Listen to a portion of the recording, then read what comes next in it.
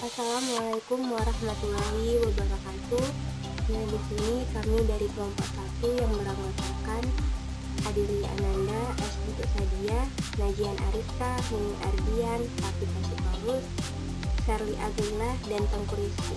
Nah, di sini kami akan membahas mengenai klasifikasi dan struktur karbohidrat. Baiklah, di sini saya Adeli Ananda akan menjelaskan mengenai karbohidrat, di mana secara sederhananya karbohidrat ini diartikan sebagai polimer gula, dan karbohidrat ini juga merupakan senyawa karbon yang mengandung sejumlah besar gugus hidroksil. Dan karbohidrat yang paling sederhana itu biasanya berupa aldehid yang disebut dengan aldosa dan juga ketosa. Dan karbohidrat itu merupakan makromolekul yang paling penting bagi tongkat kehidupan makhluk hidup. Biasanya senyawa karbohidrat itu menyumbangkan 70-80% sumber energi untuk aktivitas manusia. Dan konsumsi rata-rata dari karbohidrat dalam makanan itu sekitar 65%. Dan juga energi yang dihasilkan dari metabolisme karbohidrat ini nantinya akan digunakan untuk metabolisme biomolekul lainnya seperti protein, lemak, dan juga asam nukleat. Dan selanjutnya itu ada klasifikasi dari karbohidrat, di mana dalam klasifikasi ini dibedakan menjadi 3, yaitu monosakarida, oligosakarida, dan polisakarida. Di mana untuk monosakaridanya ini tidak dapat dihidrolisis menjadi gula yang lebih sederhana dan memiliki ciri yaitu penamaan kimianya selalu berakhiran dengan osa. Selanjutnya tidak berwarna, berupa padatan kristal, larut dalam air dan sulit larut dalam larutan non-polar. Kemudian mempunyai rasa manis dengan rumus empiris yang dilambangkan dengan CH2O N, di mana N-nya ini berjumlah sama dengan 3 atau jumlahnya lebih besar lainnya. Dan untuk oligosakarida, ia persenyawaannya itu yang terdiri dari 2-10 monosakarida, di mana memiliki ciri persenyawaan ini dapat disusun oleh monosakarida sejenis atau berbeda. Dan oligosakarida yang penting antara lain disakarida dan juga trisakarida. Dan untuk polisakarida sendiri terbuat dari rantai monosakarida yang bergabung dengan hubungan glikosidik. Dan bercirikan kebanyakan polisakarida ini terdiri dari monosakarida 6 karbon yang menghasilkan rumus C6H10O5N.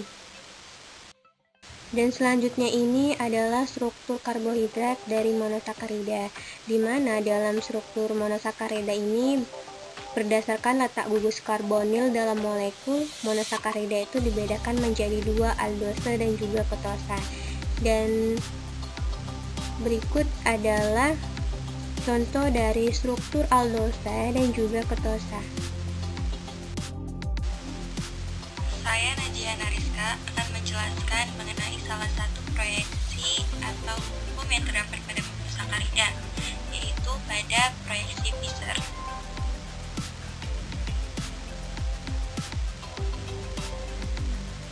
Proyeksi Fischer. Nah, Fischer ini menjelaskan kimia ruang atau stereokimia dan rumus struktur karbohidrat dapat digunakan dengan menggunakan rumus proyeksi untuk menuliskan rumus struktur karbohidrat. Nah, dapat dilihat pada tabel ditampilkan 2 contoh, yaitu D-glukosa dan D-galaktosa. Nah, rumus bangun monosakarida ini yang terdiri dari aldosa dan ketosa itu merupakan struktur yang memiliki rantai lurus, sehingga rantai karbon ini digambarkan secara vertikal dengan rumus aldehid atau keton berada pada puncak dari rumus tersebut. Baiklah, di sini struktur monosakarida yang kedua yaitu menurut Howard. Dalam penentuan bentuk alfa dan juga beta pada caranya didasarkan kepada letak gugus OH pada atom C. Apabila gugus OH-nya berada di bawah bidang cincin, maka diberi notasi alfa, sedangkan apabila gugus OH-nya berada di atas bidang cincin, maka diberi notasi beta. Dan di bawah ini ada dua contoh, yaitu alpha D-fructofuranosa, yang kedua beta D-fructofuranosa. Dan dalam hal ini pembentukan karbon yaitu adalah berbentuk lingkaran ataupun berbentuk cincin. Hal ini disebabkan karena pada dasarnya terdapat pada ketosa dan juga aldosa. Baiklah, selanjutnya kita akan membahas mengenai oligosakarida atau gula majemuk. Nah, oligosakarida berasal dari unsur kata oligo yang artinya beberapa.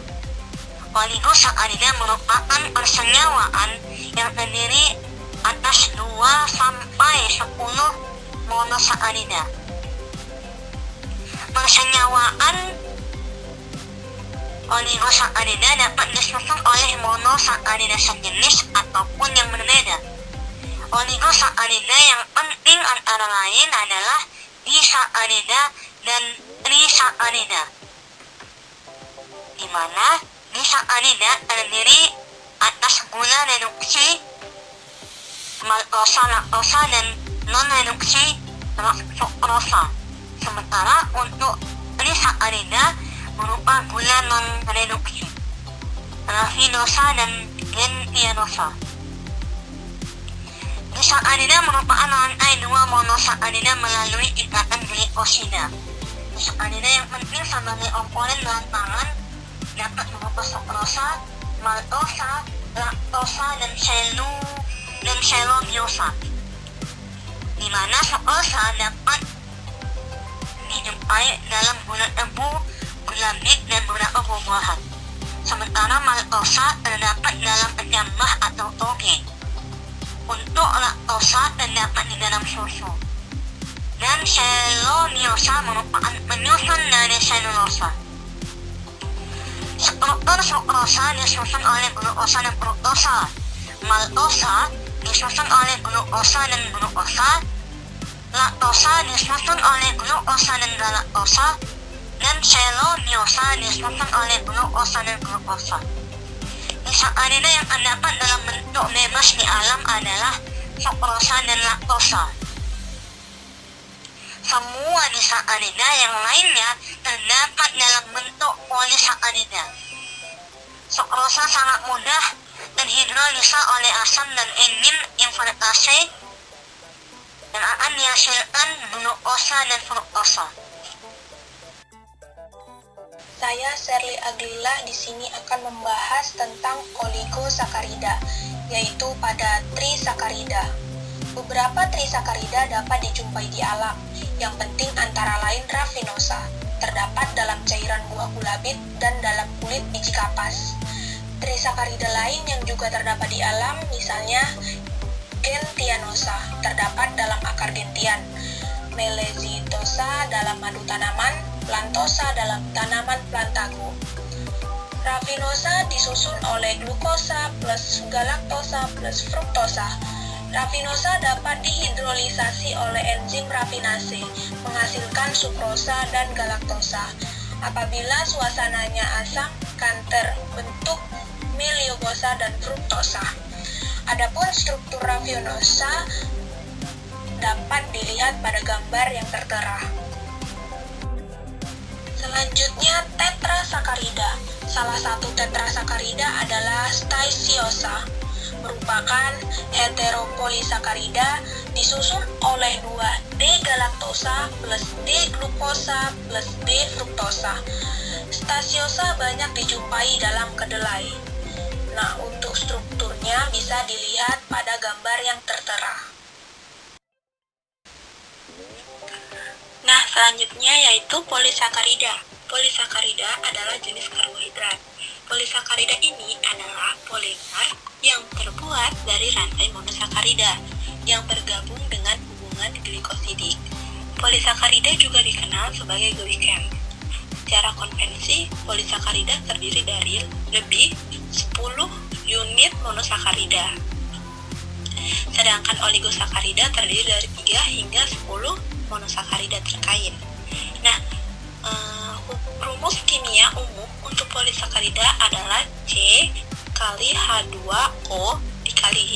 Kebanyakan polisakarida terdiri dari monosakarida 6 karbon. Polisakarida biasa, linier atau bercabang, dapat membentuk polimer kaku seperti selulosa pada pohon. Nah, struktur polisakarida ini terbentuk ketika monosakarida atau disakarida terhubung bersama oleh ikatan glikosidik. Gula yang berpartisipasi dalam ikatan tersebut disebut residu, di mana ikatan glikosidik ini merupakan jembatan antara dua residu yang terdiri dari atom oksigen atau dua cincin karbon. Nah, hasil ikatan glikosidik dari reaksi dehidrasi itu disebut kondensasi. Dalam reaksi dehidrasi ini, gugus hidroksil hilang dari karbon dari satu residu, sedangkan hidrogen hilang dari satu gugus hidroksil dari residu lain.